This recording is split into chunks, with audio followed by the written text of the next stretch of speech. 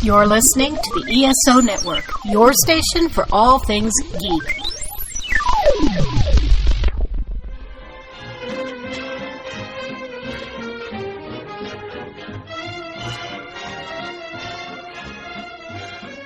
Hello, world, and welcome to Tales from Hollywoodland, a veritable feast of movies, television, Broadway, showbiz stories, and even a little bit of news and gossip with Julian Schlossberg, Arthur E. Friedman, Stephen J. Rubin, and I'm your producer and announcer, and the comeback kid of 2025, Mike Faber. Today, we're looking at Hollywood comeback stars. And now, here's Steve. Thank you, Mike. Hello, everybody. This is going to be another really fun show because we get to see the people who didn't have extended winning streaks, that they had some gaps in what made them famous. And I'm going to immediately defer to Julian because I know Julian is steeped in Hollywood history and has some great stories to tell. Take it away, Julian. Well, thank you, Steve and Mike. Let's talk in terms of one of the major stars that we all grew up with, Katharine Hepburn. But most people don't know that she hit a period in her life where she was considered a box office poison. Whatever she made would flop. It was terrible. So she came to New York to do a play, and she read the play by a man named Philip Barry called The Philadelphia Story. And in the play, she was going to co-star with Joseph Cotten and Van Heflin, so it was quite a good cast. And she was smart enough to buy the motion picture rights. And if anybody wanted to make the motion picture of that huge, successful Broadway show, they had to hire Katharine Hepburn. And so she got the movie made. Cary Grant and James Stewart were her co-stars, gigantic success. And she was back on top and never faltered again. She just kept going. It's interesting, too, that the Philadelphia Story, a lot of people don't realize, was remade as a musical called High Society. And there was, in the Katharine Hepburn role, Grace Kelly, and the co-stars, the two great singers of the century, Frank Sinatra and Bing Crosby. So it kept going. I wonder if they had to deal with her for the musical. I wonder. I'll have to look that up, Steve. Julian, why do you think Katharine became box office poison? Was it just some of her films that failed? Yeah, as we know, and we're going to discuss today, Steve, I don't care who the person is. I don't care who it is. You're always going to hit a couple of speed bumps. You're going to have a problem. Nobody bats 1,000. I don't care who the movie star is. And we're going to be talking about people who not only made one comeback, in some cases, they made two comebacks. They were down, they were up, they were up, they were down. So it's interesting. I remember when Leo DiCaprio made Titanic, arguably one of the biggest hits in the history of Hollywood.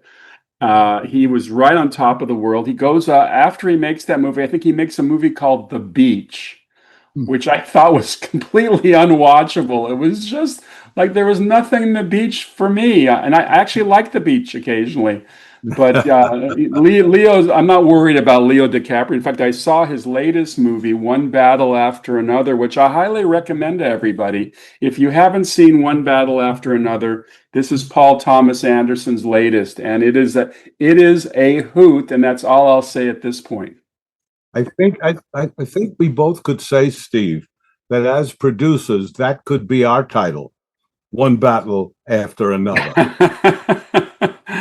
Yes, One Battle After Another describes. You mentioned Sinatra, and I've always been more of a film fan than a music fan, although I love Frank's songs. And I would say that The Tender Trap is a song I have on deep replay on my phone. But Frank Sinatra in the late 40s and early 50s also hit a speed bump. And I know that at that point, his voice was faltering a little bit. He wasn't getting the big contracts for his music, and then his movies were not doing well. He had been fired by Columbia Records. He and Mitch Miller got into a fight, and he had no label for a while until he got Capitol. Wow, that is a shocking. So Buddy Adler at Columbia was developing From Here to Eternity, based on the famous James Jones book about pre-Pearl Harbor Hawaii, Oahu. And I think you can confirm this with me, Julian, because you know this. Wasn't Eli Wallach Yes.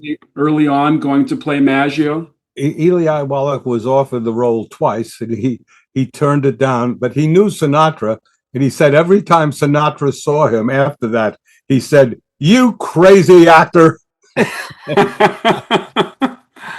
Well, the part of Maggio, which of course is a key part, he's the best friend of Montgomery Clift. If you haven't seen From Here to Eternity, it is a must-see.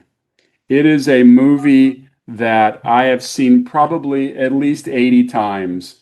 And I've read the original James Jones novel, very different from the movie for many reasons. First of all, you couldn't film the book in 1953 because there were elements of it that just would be censored back to the Stone Age.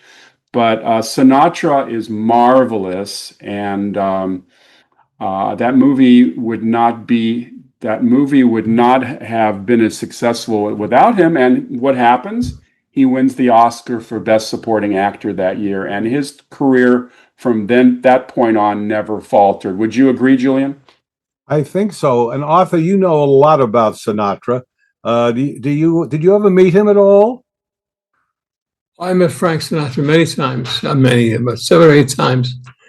Yes, I did. And if we're talking about comeback movie stars who came back, he was the daddy of them all. I mean, he was down and out between 1949, 1951, 52. He just was looked at as a loser. He had all of it going at one time, and everybody looked at it. Frank Sinatra was the greatest thing in the world, except when he made a couple of bomb movies and some of his records started bombing. He became the biggest hit in the world again, and his career became bigger than ever, if that's possible. So yes. My favorite scene is the scene in the bar where Ernest Borgnine comes over and looks at a photograph of Maggio's sister and then whispers something in his ear, probably something rather blue. And Frank Sinatra takes a chair and hits Ernest Borgnine over the head. And then this brouhaha happens, broken up by Burt Lancaster. It's a great movie, everybody, and it was the big comeback for Frank, and he got all the accolades that year. He and I think Donna Reed also won the Oscar that year for Best Supporting Actress in a very different type of role for Donna Reed, and definitely one of my favorite films. Go ahead, Julian. Well, we should talk about our Vito Corleone, because Marlon Brando had been a giant star with On the Waterfront, and he won the Academy Award. And then he hit a string of flops that were unbelievable. Movies like Burn and Candy and Night of the Following Day. It was just one after another. Coppola, who was going to direct Godfather, desperately wanted him. The studio did not want any part of him. Not only was he box office poison, but he was difficult, etc. And as most of us know, Coppola went there, shot a film with him. Brando took black shoe polish and blackened his hair, put cotton in his mouth to have that kind of Corleone talk that he decided with, and got the role and became his comeback. And it was a big comeback because The Godfather was such a success. Wasn't Robert Evans a big fan of his? Or was he against it? He was against it. Oh, he was against it. Oh, okay. They were all against it. In fact, they were against the movie, period. They had made this movie, The Brotherhood, with Kirk Douglas about the mob, and that had bombed. So they weren't really happy with the whole project. They did it, but of course it changed a lot of people's lives. Well, speaking of Ernest Borgnine, I think he was one of the people considered to play the Godfather at one point, which would have made it an entirely different movie. And of course, they didn't want Al Pacino either. They wanted, I think, Ryan O'Neal or Robert Redford. Or Robert Redford to play Michael. I'll tell you, The Godfather was produced under some kind of godly footprint because Coppola got everything, he made it. And to this day, you have to consider The Godfather as probably one of the greatest movies ever made in the history of Hollywood. It'd be right up there in the top 5, whatever your numbers are. I totally agree, as opposed to just agreeing. So John Travolta, of course, comes out of Welcome Back Kotter TV and makes some movies. I think one of the first movies I saw John Travolta in was the original Carrie with Sissy Spacek. And but then he began to stumble a little bit, and I don't know if he was considered box office poison, but Travolta wasn't on the top of everybody's A-list until Quentin Tarantino kind of came to him and gave him a good part in an ensemble for Pulp Fiction. And Steve, I must point out, though, that after Kotter and a terrible movie called The Devil's Rain, he made Saturday Night Fever and Grease back to back, who were 2 gigantic movies. It was after those 2 movies that he teamed up with Lily Tomlin to make Moment to Moment that nobody went to see for a moment. And then he reteamed with his co-star from Grease in a movie called Xanadu, and that also bombed, I recall. Yeah, are you sure he was in it? I know he was not in. He was not in Xanadu. Oh, he was not in Xanadu. Okay, well, obviously it would have probably been better if he had been, or maybe not. No, I don't think so. I don't think so. No, I don't think so. He had his own flop. He had his own flops. He didn't need anybody else. But I always, and then after he does Pulp Fiction, he does Get Shorty. I think he does it after Pulp Fiction. And Get Shorty is a tour de force for John Travolta. One of the great screenplays based on the Elmore Leonard novel. If you haven't seen Get Shorty, it is just pure fun. It's a Hollywood story.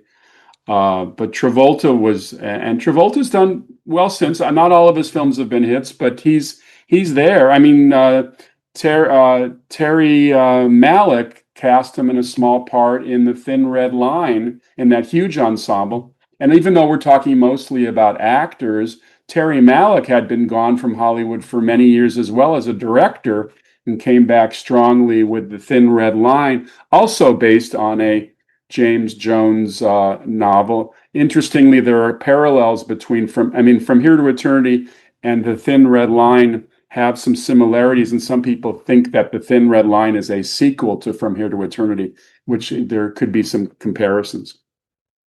Well, the probably the ultimate idea of life imitating art in comebacks would be Sunset Boulevard, because we see what it's like for somebody to come back, but it actually mirrored what happened to Gloria Swanson.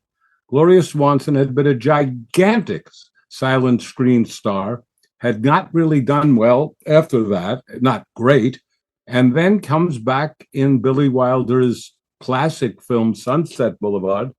And we see that sometimes the comeback success can make you a little crazy too. Sunset Boulevard, talk about tour de forces. My goodness. One of my favorite films. She's marvelous in it. And she had been directed by Eric von Stroheim. She had. So the movie almost, you're right, it paralleled her real life. And it's a very brave role for her because it's not a very flattering role. But talk about, that movie probably deserved the Oscar that year. Its main competition was All About Eve from Joe Mankiewicz. All About Eve took the Best Picture awards, but Sunset, I think there was a lot of pushback from some of the studios saying that it was too cynical for its own good, that it didn't portray Hollywood in a very good light. But that's Billy Wilder. My goodness, Billy Wilder had no problem casting aspersions on Hollywood. No, on the other hand, it's pretty hard to go against All About Eve. That's one hell of a movie. And you're dealing with Joe Mankiewicz at his height, Bette Davis in one of her great roles, and what a supporting cast is in that show, including Marilyn Monroe, one of her early roles, who we find out from George Sanders when she's introduced was that she graduated from the Copacabana School of Acting. I want to just say here that, in those years, the movie business was driven by story-driven movies. And so everybody had an opinion because that was the nature of the business. The movie business has always been a gamble. But everyone went wrong more times than not. God, we can give you examples all over the place. I remember seeing a screening of Grease in the summertime, 2 weeks before opening, 1,000 people in the screening room, in the screening theater. And one of the geniuses of the film business got up and started screaming after the movie ended, "What a sophomoric piece of crap. No one's going to come see this." There it is, another genius. So you put people like that into position in the studio. Now they're making decisions like, should we use Marlon Brando in Godfather? Or should we use Frank Sinatra in From Here to Eternity? So it's a tough thing when you're up against that kind of a situation. I would like to think, I'm trying to think of who, if Irving Thalberg was the golden boy of the 1920s and 30s, who was the golden boy, Julian, of the 50s and 60s and 70s? We know Bob Evans had a period where he was doing pretty damn well at Paramount. Sherry Lansing had her time as well, but nobody equaled Thalberg because they were making a movie a week. And the people we're talking about they were making 14, 15 movies a year. So, it was 30% of what was being done. So the power wasn't what it was. Instead of being able to greenlight a movie a week, which was unbelievable when you think about it. And those were the days when if a movie cost $2 million, that was an A-list, top-of-the-line movie. Can you imagine the pressure today where a typical studio movie costs $75 million? It's beyond crazy, and that's low. It seems like, as we've talked about 9 times, studios today are obsessed with franchise movies, and the average cost of a franchise movie is probably $125 million. And often I think that they spend more time determining the special effects budget than the screenwriting budget, which is a terrible mistake. We've established over the years doing these shows and reading and experiencing the fact of the up and down career of an actor. And we're talking about comebacks, but there's also another group of people who gave up their career, not wittingly, but unwittingly.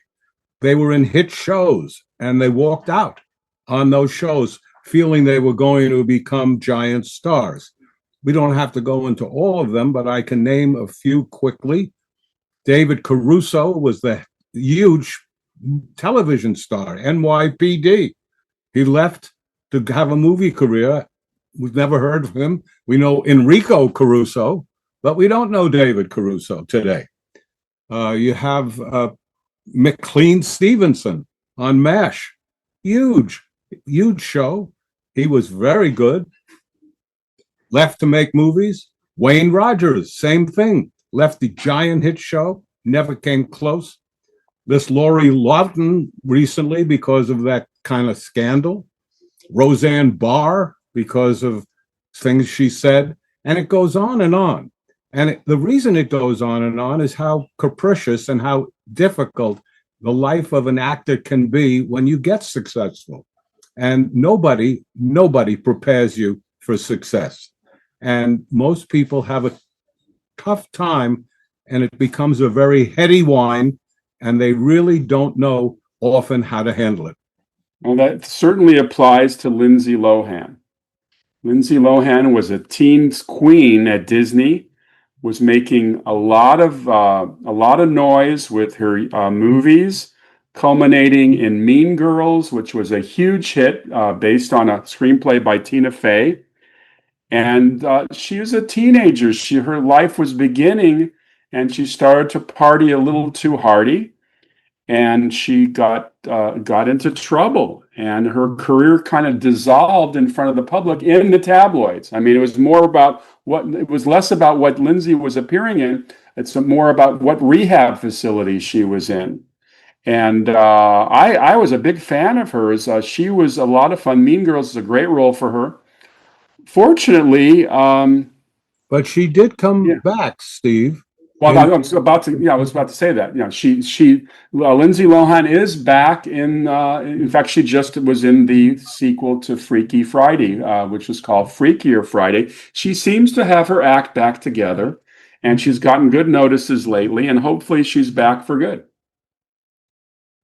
Well, you have a guy like Rob Lowe, who certainly great-looking guy, was in a lot of movies, and then got a little bit derailed with a sex tape that went viral, and that all of a sudden they didn't want him for a while.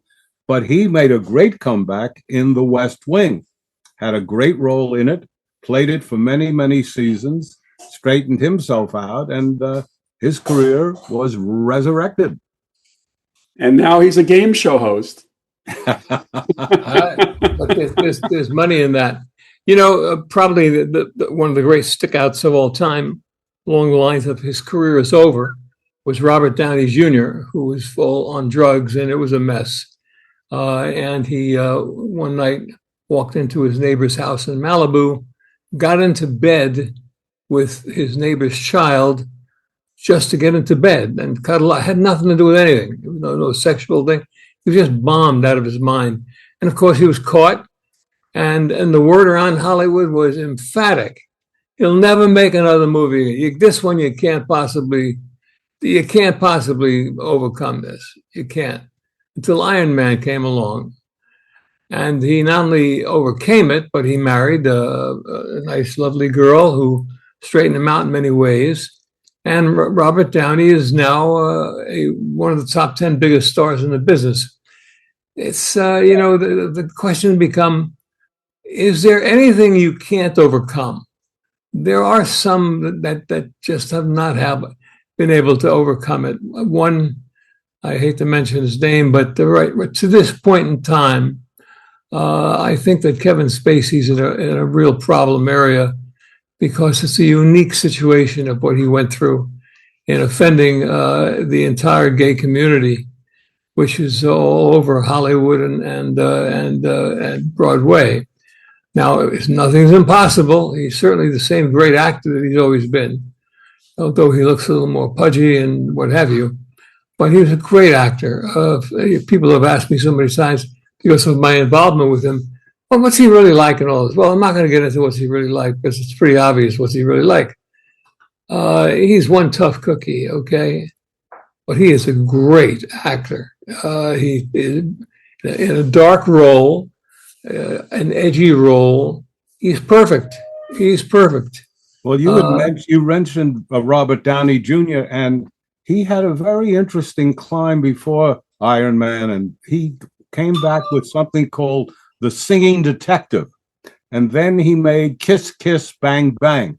Well, these movies started to get him back into a position where he ended up, as you guys know, in Tropic Thunder. He's nominated for the Academy Award. And last year or the year before, Oppenheimer, he wins the Academy Award. So you want to have an arc? There's an arc. Timing-wise, if they made Tropic Thunder today, there is no way he plays that character. Picketing the movie. Well, let's put it this way. Let's say a group of guys who put together a show called Tales From Hollywoodland. We all know the movie business. We've all been around it. We've seen it from any number of different ways. We've graduated cum laude into distribution, into exhibition, into marketing, into production. We've seen it all. Not that we're geniuses, but we're pretty smart guys.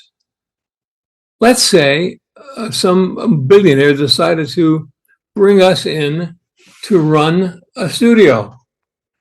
So here we are. We know what's going on. And so, Julian, how many mistakes would we make? The same mistakes that we'd make even if we weren't having a billionaire backing us. I mean, Right. it's a tough game. I mean, we all know that. The difference is where we grew up, there weren't that many areas to make money with a movie.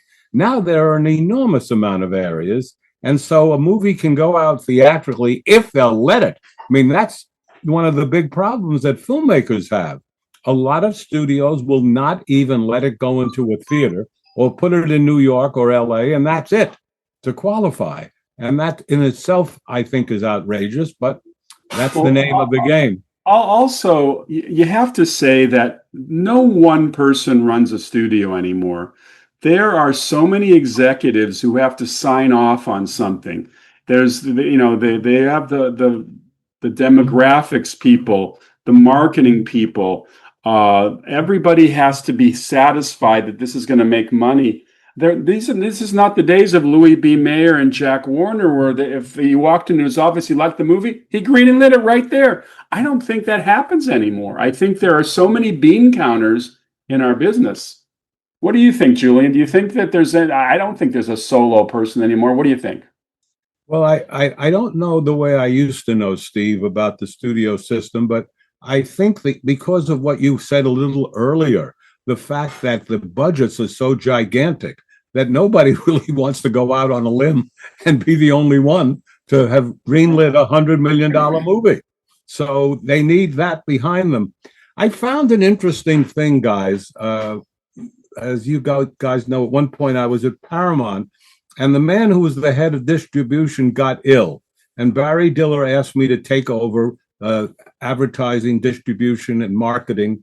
And I found a fascinating thing, which I don't think will fascinate you guys as much as perhaps the public. If we opened as we did under my aegis, so to speak, King Kong, it was gigantic. Despite whatever you want to read, it was a huge hit. The one with Jeff Bridges and Jessica Lange and Charles Grodin. Huge. And at these meetings, everybody was coming up with, we can do this, we can do that, we can do this, we can do that. And then we had a little movie called Bugsy Malone, which didn't open very well. And everybody's running away from it. And I said at the meeting, I said, this is the opposite of what should happen. King Kong doesn't need our help. We all sat around and said we'd like to do Bugsy Malone. That's where we should be putting our efforts. But that's not our capitalistic system, gang. We're going to jump for the success and run from the one that's faltering. But it's exactly, I believe, the opposite of how it should work. What were the numbers on Bugsy Malone, Jules?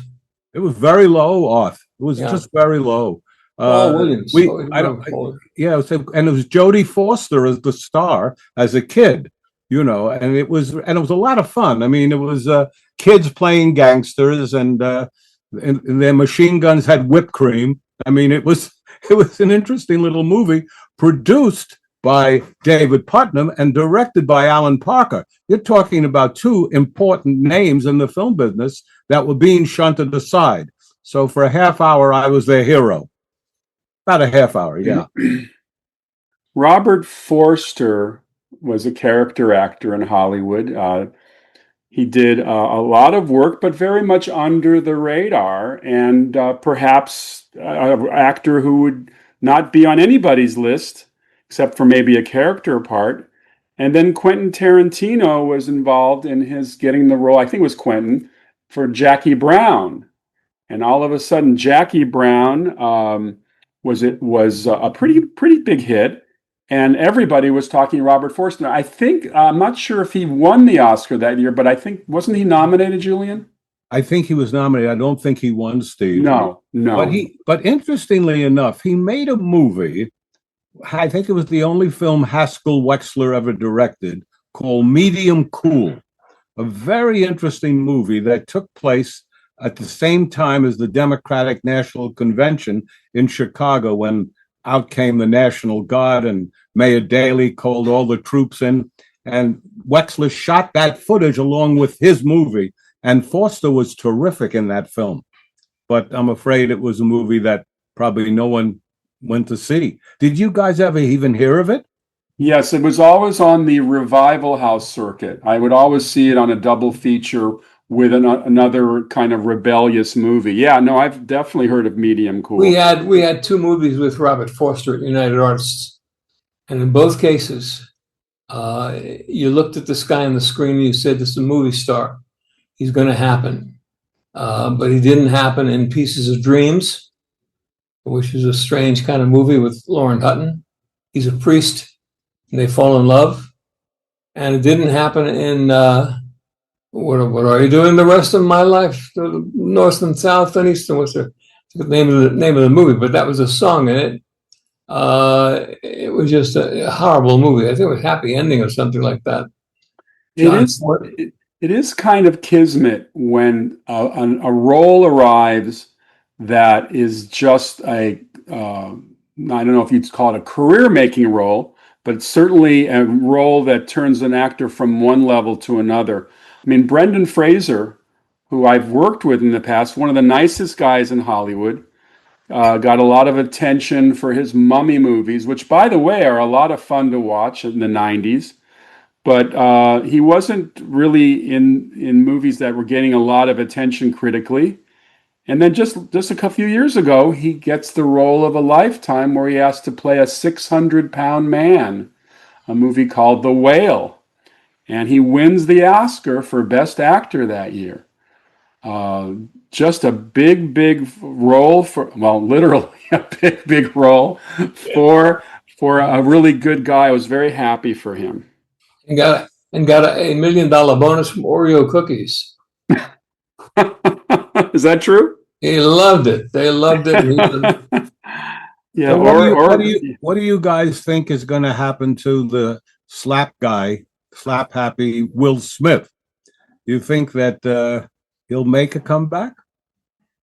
I think so. Well, it is interesting. The sad fact is, and I didn't even see the movie that he was being touted for, not the role where he played the father of the two tennis girls, but the following role, he did a Civil War era movie that apparently he's terrific in, that literally nobody saw. Literally nobody saw it. So that the filmmakers are probably still royally pissed off that because of that slap, because that slap, to paraphrase a famous phrase, was heard around the world. It's true. And we also have the example of someone hurting a huge career in Charlie Sheen, who certainly was huge on television, had a movie career in Wall Street and films like that. And it's sad to see when these things happen. But like all of us, people have their ups and downs. And there's an example of a guy who was on top and hopefully will come back again. These days, with everybody owning a phone camera and eyes on everything, it's very hard to do something bad in Hollywood and not get noticed doing it. So actors are under more scrutiny than ever, and you're going to get noticed. If you're going to do something in public, it's going to get noticed. And there are many examples. You mentioned, Arthur, the Rob Lowe sex tape. I mean, these things cannot happen in our current society because you're going to get nailed and hammered for it. One of the interesting things this year was the fact that Demi Moore came back in a comeback, and so did Pamela Anderson. Those are kind of interesting to see that those two ladies made comebacks, were heralded in their performances of the two movies they were in. Well, Demi Moore film The Substance, it, for me personally, was a very difficult movie to watch because it becomes a science fiction film, and the makeup effects, are a bit controversial, to say the least. But it's a very brave role for her and she's always been comfortable showing off her body. It's not something that is hidden from the public. You always talk about who's your director friend, the one who did Blame It on Rio? Stanley Donen. Stanley Donen has her on the beach with Michelle Johnson and topless. They were very, very unadorned. And then she's made a number of movies which are very sexy movies. She did the movie with Michael Douglas, where she comes on to him and he's a married man. And that I can't remember the title of that one, but yeah, no, this Substance movie was certainly a conversation piece, literally all over the country when it came out, and it got a lot of attention, and she got a nomination for Best Actress. She did. That's true. It's also interesting to see when actors retire, and then to quote, I guess, one of the Godfathers, and they pull them back in.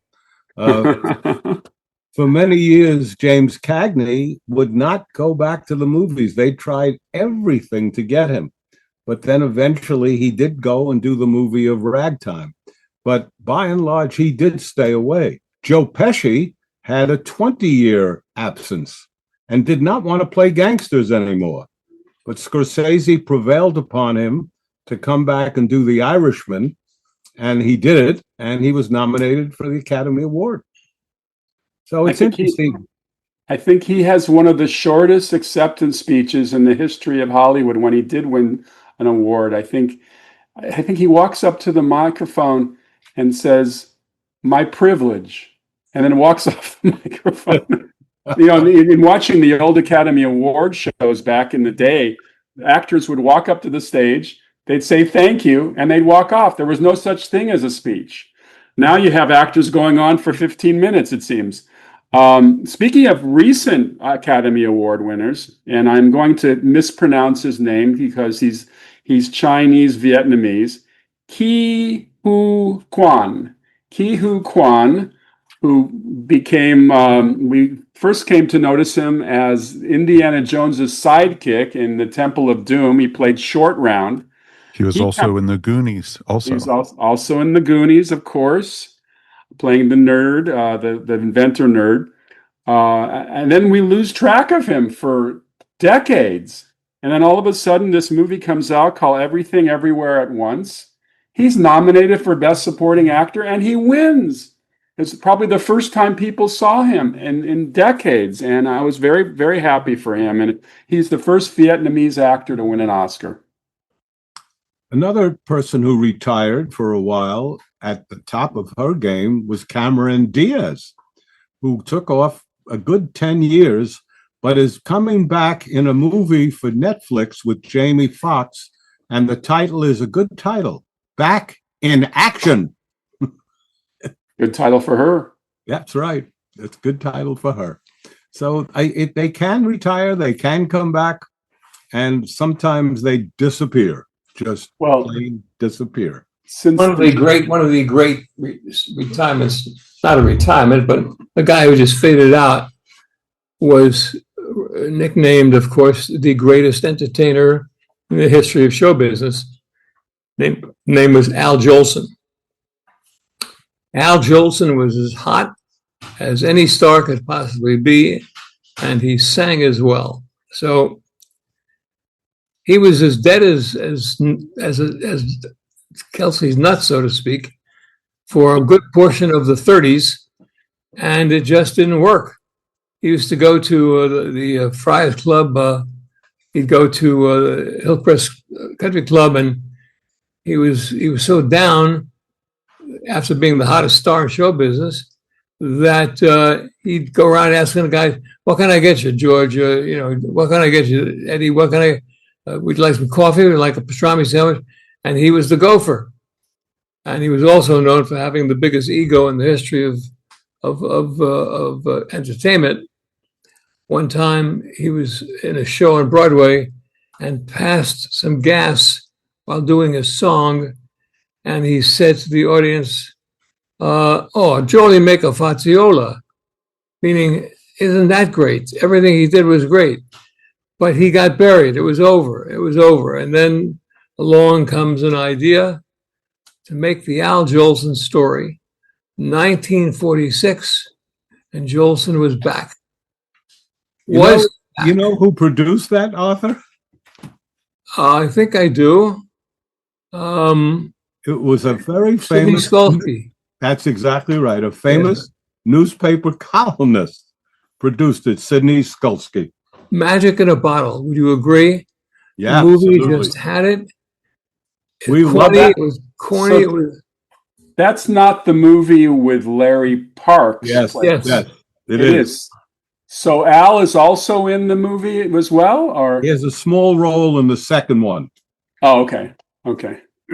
He wanted to do his own songs. He wanted to perform, but they kept him on the side. he was such an egomaniac that he insisted that he screen test to play as himself in the movie when he was over 50 but looked really over 80. And he showed Larry Parks all the moves. The thing is, the picture caught on, and after it caught on, it became the biggest hit in the world again. He would go into the Friars Club or the Hillcrest Country Club, and guys like George Jessel and Eddie Cantor would say, "Hey Al, while you're over there, could you bring me a bun and two bagels?" And Jolson would say, "Fuck you! I'm not bringing nothing." He was back to being Al Jolson. So, but that's quite a comeback story. And the second movie was Jolson Sings Again, because Hollywood loves to do those sequels. Well, if you drive down the 405 freeway in LA and go to the airport, you always look to your left, and there's the Al Jolson Memorial where he's buried. It's one of the largest memorials anywhere on the planet. And you can't. Steve, not a time did my partner and I drive from LAX to where we were going in Century City or Beverly Hills from Boston. We'd land. Not a time did we ever go by that cemetery and say, "Hi, Al, how you doing?" He was great, honest to God. From the Bronx to Washington State to California, all over the world. It was just a magical thing that happened in show business, and they caught it on film. You know, the Batman movies aren't necessarily career-making movies. Sometimes they can be real speed bumps. I know that George Clooney's part as Batman was a complete disaster. But Christian Bale, who was getting good work, I mean, he's always been one of the top actors, but I think the Batman movies catapulted him to the next level. And if you see the roles after Batman that Christian Bale has been in, he's been he's back on the A-list. If you know, he was probably more B plus for a while before Batman. But I find Christian Bale is a top actor and certainly has been nominated a number of times for some key roles. Well, speaking of Batman, we all know that Michael Keaton was a giant star in the 80s with Beetlejuice and Mr. Mom, and then he kind of went away by his own admission. He wanted to raise his son and get away from Hollywood. And he ended up then going to work with Joel Schumacher directing, and they could not get along. He liked working with Tim Burton when he did the Batman, but he didn't like working with Schumacher, and he left.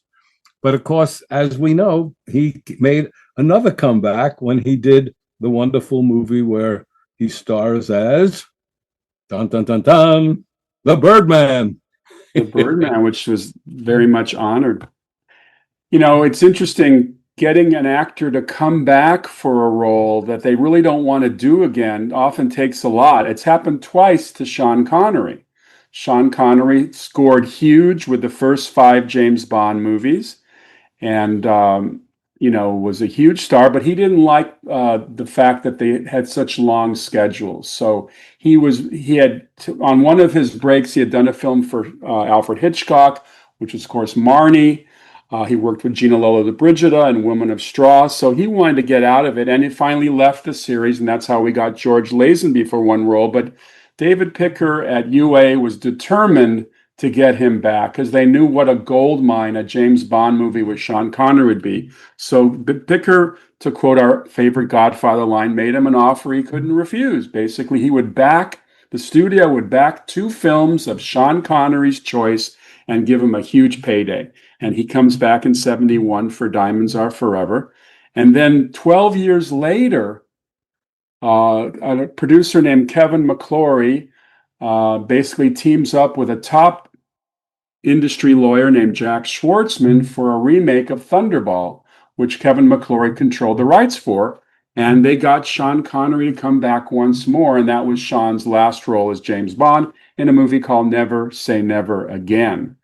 And Connery was very involved in the production. He worked with Len Dayton on one of the screenplays, and he worked very well with Irvin Kershner, the director. Sometimes you can get an actor to come back in the midst if they're involved creatively, and Sean was very much determined. Interestingly, if you watch Never Say Never Again, he looks better in 83 than he looked back in 71, because on 71 he put on some weight. Well, that weight disappeared. He's very much in fine form. Well, one of the your idea of wanting somebody to come back and not wanting to come back, the actor, was my friend Charles Grodin. He had made Beethoven about a family and a big giant Saint Bernard dog, and he had no intentions of doing Beethoven 2. But once again, as you said earlier, Steve, they sometimes make you an offer you just cannot refuse. And he went to Beethoven 2, but it took them a lot of negotiation and a lot of offers as it went up and up. No, it's so true. It's so true. There's so many movies. Well, of course, we're suffering from sequelitis now. Everything that's successful has to have a sequel. And 9 times out of 10, I don't think they need to go that way. But it's, like I said earlier, Hollywood is controlled by bean counters who are looking at profit margins. And, Sony knows that they spend $300 million on Spider-Man 6. They know that their charts and things will say you can make $1 billion. But Hollywood controls are more or less controlled by foreign markets. The green light, no green light meetings have always to do with how will it do foreign, because foreign is bigger than domestic by far. And that's where the choices become interesting. I think, again, relating to guys like ourselves, if you take a movie star, a guy or a girl becomes a movie star after chasing certain roles all their lives. They catch it and become a big hit movie star and what have you. And then things happen and they flatten out and they're not movie stars anymore. And then all of a sudden something happens and they are again. Their brains are so clouded by the choices of what to do, what not to do, with all the people around them indicating, yes, do this, do that. I've mentioned, of course, the situation of Burt Reynolds having offered on his table a small part in terms of endearment, but he turned it down. And you say, how could that possibly be? When in fact, Jack Nicholson, who they went to next, said, I will do this movie no matter what. It's incredible. I think he worked 3 days on it. Julian, you might know better. Short. I don't know if it was 3, but you're right, Arthur. It was very short. But Jack Nicholson was never afraid. And Burt Reynolds was. Yes. So, choices are what they become, having nothing to do with the movie stuff and what have you. I've mentioned this perhaps before, but I was a close friend of Eddie Fisher, the singer, when Eddie could make nothing but hits. In the 1950s, he must have had 20 hits in a row. And he passed on some songs that you think, how could he possibly pass on? So I asked him, how do you pass on Love Is a Many Splendid Thing? How could you possibly pass it? Because it was like so many of the other songs. But when you get to be that big a star, everything that comes to you first. You're the first one. Sinatra sees every big song first. Elvis saw every big song first. Somewhere along the line, you're going to make a mistake. And inevitably, it happens. So the choices the choices, because it's a whole other subject of what to do, what not to do. There's so many examples of that. But the funny thing about Eddie was the song they brought him that they said he had to do absolutely was "Oh My Papa." So for those of us who remember the song, we're old enough. He, of course, did it, but he hated to do it because, as he turned out, he told me he hated his father, who was guilty of abuse when Eddie was a kid.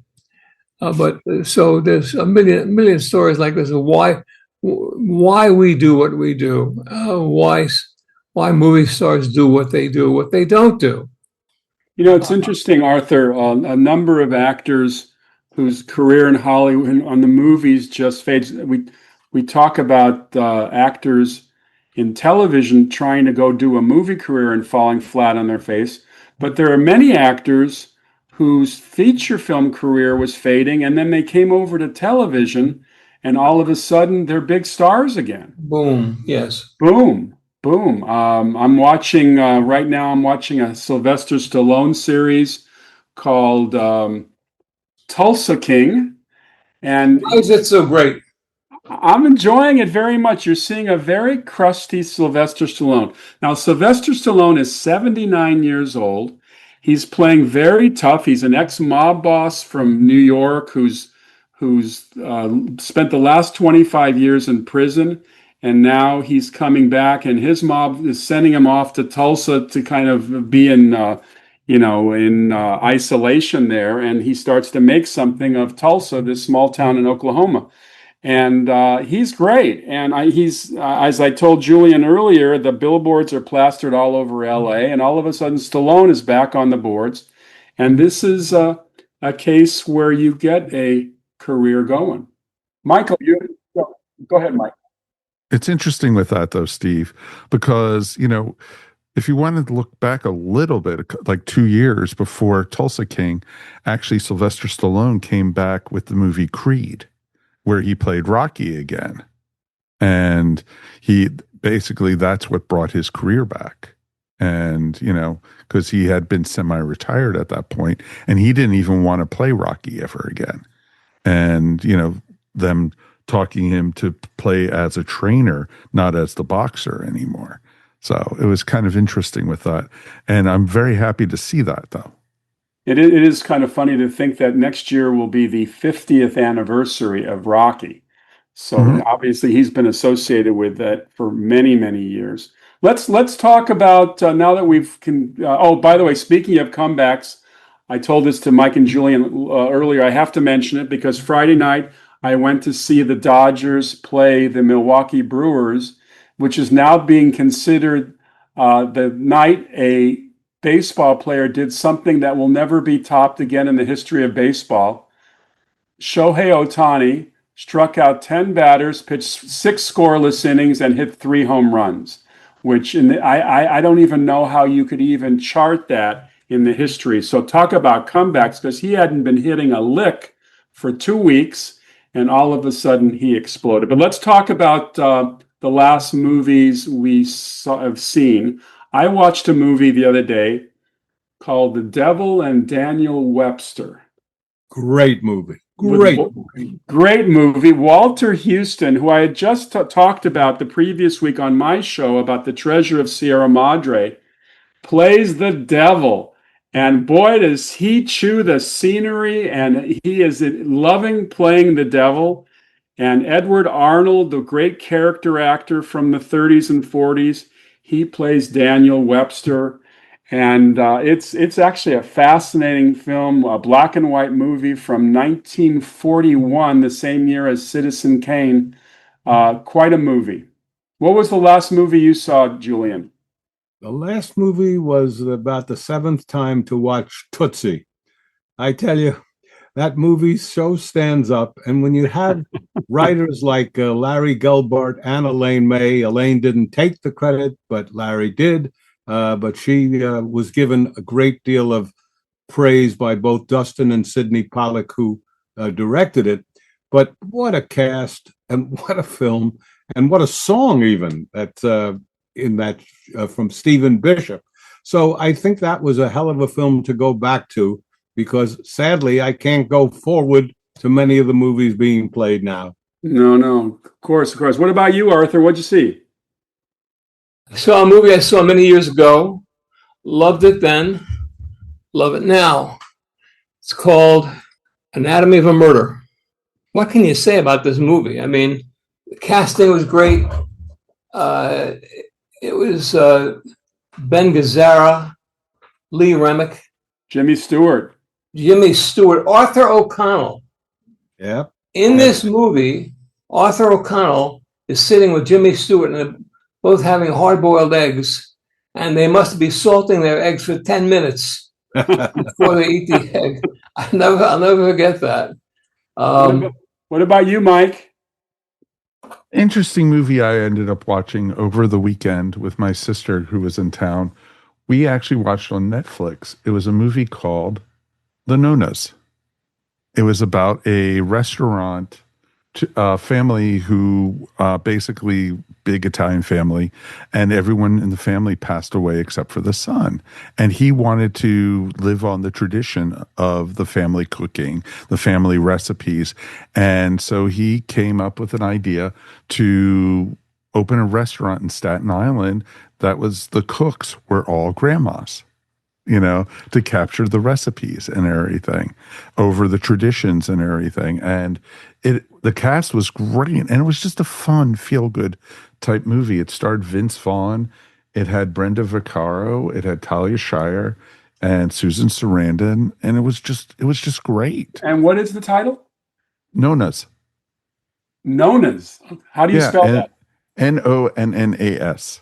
Michael, it's a true story, isn't it? Yes, it is. It's based off of a true story of the restaurant in Staten Island and how it started.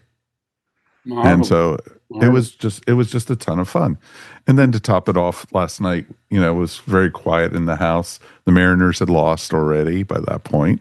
And so we ended up watching the movie Live and Let Die, a wonderful James Bond film and everything. With that wonderful Paul McCartney and Wings song. Of course. That's what gave me the idea, since I had seen Paul McCartney 2 weeks before.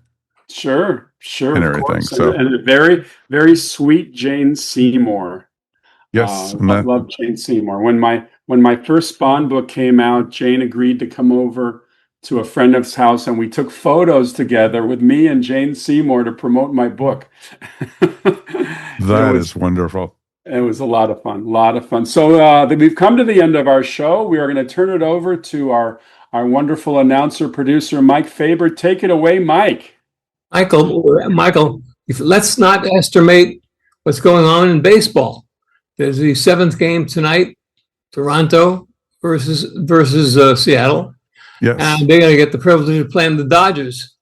So I believe Toronto is going to win that game. I don't know anybody else's opinion, but that's a hot item. That's I will have to disagree with that. Right there. It'll be a Titanic affair. It's ironic that the Dodgers sweep the Milwaukee Brewers like they're literally not there. And on the other side, it's a 7-game series. Crazy. Well, exactly. Well, I worry about, the Blue Jays. What they did with the Yankees was just amazing. And so, they're a really powerful team this year. I'm actually glad the Mariners actually took it to 7 games with them. So it was pretty awesome. Well, what's obvious is home field advantage probably has more advantage ever than now with all these crazy fans going nuts. Actually, not really, because if you think about it, Seattle won the first 2 home games in Toronto. That is true. That is true. And the Dodgers won the 2 games in Milwaukee. I'm just thinking about my Cubs. Of course, the Cubs tied the Brewers, but they had to go back to Milwaukee. And I'm convinced that the crowd helped the Brewers win that game. It didn't do them any good, though, in the next series, though, because they batted 118. But take it away, Mike. Thank you. And if you're not into baseball, you've reached the end of this episode of the Tales from Hollywoodland podcast. Also, remember, we couldn't do this without you. We really do appreciate you guys, and we want to hear from you guys. Please write us anytime at talesfromhollywoodland@gmail.com. Remember, you could also find us wherever fine podcasts are found. And now you can even find us up on our YouTube channel. If you made it this far into the episode, why not subscribe and give us a thumbs up? Or if you're listening to us, please give us 5 stars. If you're on social media, please find us over on Instagram and Facebook. Before we get out of here, let's see what's happening this week on their podcast. Julian, who are you talking to this week? This week is the return of Woody Allen. We have a lot to talk about. I was surprised to find out that one of the things he wanted to do was to be a crime reporter. And he'll tell you why when you listen. And I didn't realize his first day as a director was on the set of San Quentin for Take the Money and Run. That was the very first day he directed that movie. And very poignant, not knowing at the time Diane Keaton was alive. He was a very wonderful, poignant stories about her and how much he loves working with her, because, as I say, she was had not passed yet. They did either 12 or 13 movies together. That really even beats Hepburn and Spate and Tracy. That is amazing. Steve, what's going over on Saturday night at the movies? I go back into my 007 archives and I found my original 1977 interview in a British pub with Bernard Lee, who played M in 11 films. And he talks about his early life. He talks about coming over to America for a month to appear in a show that only lasted 5 days. And obviously getting the role of M in the Bond movies was very critical for him. He remarked that amazingly in those 11 films, he was always available. He never missed a one because he had previous work established. So it was a great thing. And we have a lot of fun with that. And then next time on our show, speaking of Diane Keaton, we are going to be doing a wonderful tribute to one of the great comedy actresses of all time. And we love Diane Keaton, and we're going to do a whole show dedicated to her. That is awesome. It's going to be a great, great show. She had such a wonderful career. Up until recently, she's been acting still. It's, she never went anywhere. She's been, like we talked about in this episode. So it's pretty amazing, and it'll be great to talk about about her career. On behalf of Steve, Arthur, and Julian, thanks again for listening. This is your producer and announcer, Mike Faber, and we will see you next time on Tales from Hollywoodland. Your Hollywood adventure starts right here, right at this spot, right here.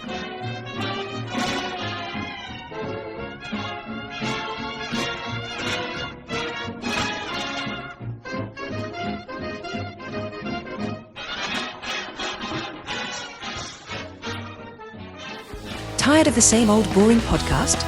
Ready to spice up your ears with a slice of everything? Then you need to listen to the Cosmic Pizza Podcast with hosts Dan, Casey, Paul, and Sean, who will serve up a delicious smorgasbord of chat, from deep dives into pop culture and personal stories to history, retro gaming, and even a bit of Star Trek. So, if you're hungry for conversations, interviews, and general fun, grab a slice. Find the Cosmic Pizza Podcast wherever you get your podcasts. New episodes served hot at the beginning of every month. This has been a broadcast of the ESO Network. Be part of the crew and help support our shows by donating to our ESO Patreon or by shopping at the TeePublic store, which can all be found at www.esonetwork.com. The ESO Network, your station for all things geek.